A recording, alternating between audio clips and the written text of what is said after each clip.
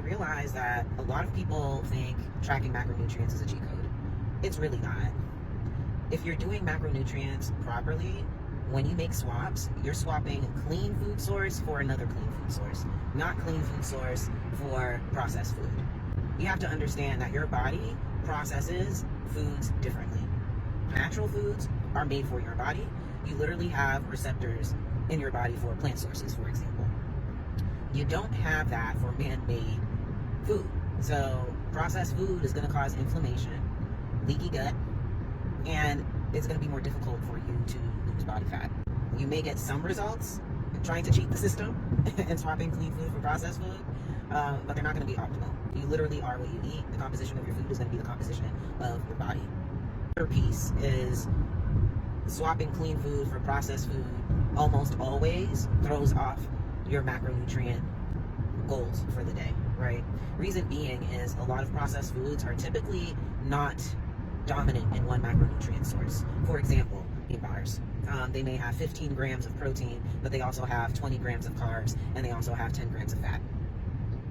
When you are macro tracking, you want your food sources to be predominant in one macronutrient. For example, egg whites. Egg whites are complete protein. They have zero fat, zero carbohydrates. You put that on your plate. Next thing you do is you have a fat source, and you now have a carb source that you can combine on that plate. That's what makes it possible for you to hit your macronutrient targets. I have a client who consistently misses the mark on her protein, and she's over on fat and carbs. It's because she's not following my meal plan.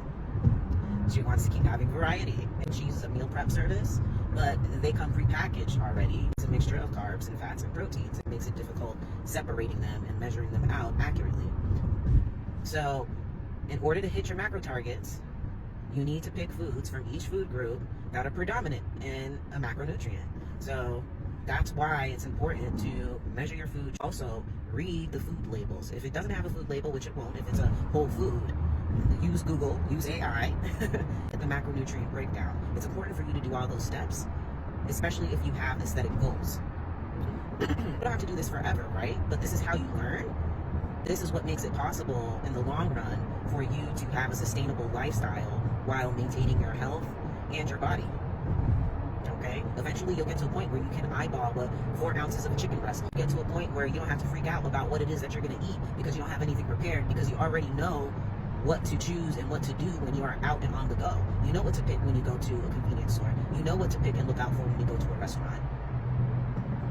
So this is why it's important to macro track accurately and not try and cheat the system by having processed foods. Now, I created a macro mastery guide. You can check that out on my website at synergywellness.com, and it gives a step-by-step process to learning macronutrients. Check it out.